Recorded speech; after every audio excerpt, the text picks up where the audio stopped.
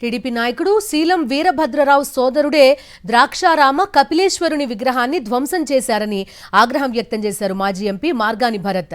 తిరుపతి గోవిందరాజుల ఆలయం పైకెక్కి ఓ మందుబాబు హల్చల్ చేస్తే ప్రభుత్వం ఏం చేస్తోందని ప్రశ్నించారు. టీటీడీ అధికారులే సామాన్య ప్రజలను తిరుమల రావొద్దని చెప్తున్నారని, ఇదేం ప్రభుత్వమని మండిపడ్డారు.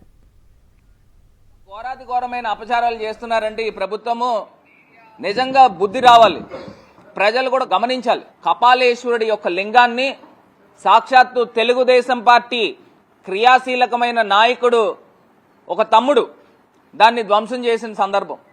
నేను అడుగుతా ఉన్నా, ఇలా సూటిగా ప్రశ్నిస్తా ఉన్నా, వీళ్ళకి ఏమన్నా కనీసం జ్ఞానం ఉందా అని అడుగుతా ఉన్నా. తిరుమల తిరుపతి దేవస్థానము తిరుపతిలో గోవిందరాజుల యొక్క దేవాలయం పైన ఒక ఉన్మాది పైకెక్కి కూర్చుంటాడండి.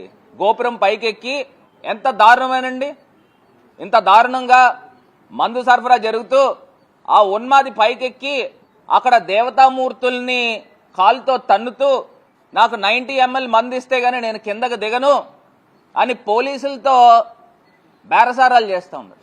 ఎంత అన్యాయం అండి ఇది. టీటీడీ చరిత్రలో ఎవరో కూడా దర్శనాలకు రావద్దు, భక్తులు ఎవరో రావద్దు అని చెప్తా ఉన్నారు. నేను ఎప్పుడు వినలా.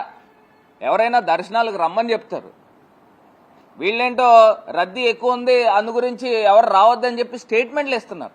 గోవిందమాల వేసుకున్న వాళ్ళు భక్తులకి అవమానం జరుగుతూ ఉంది, వాళ్ళని వెళ్ళగొడతా ఉన్నారు. ఇప్పుడు మాల ఎందుకు వేసుకుంటారండి? భక్తి శ్రద్ధలతో మాల వేసుకున్న వాళ్ళకి దర్శనాలు చేయించకపోతే ఈ ప్రభుత్వం ఎందుకు అని అడుగుతా ఉన్నా. అదే జగన్మోహన్ రెడ్డి గారు ప్రభుత్వం ఉండి ఉంటే ఈ పార్టీకి ఆకాశాలు బద్దలైపోయేటట్టు ఈ Telugu Desam party, Telugu Desam media, yellow media డిబేట్ల మీద డిబేట్లు పెట్టిద్దరు.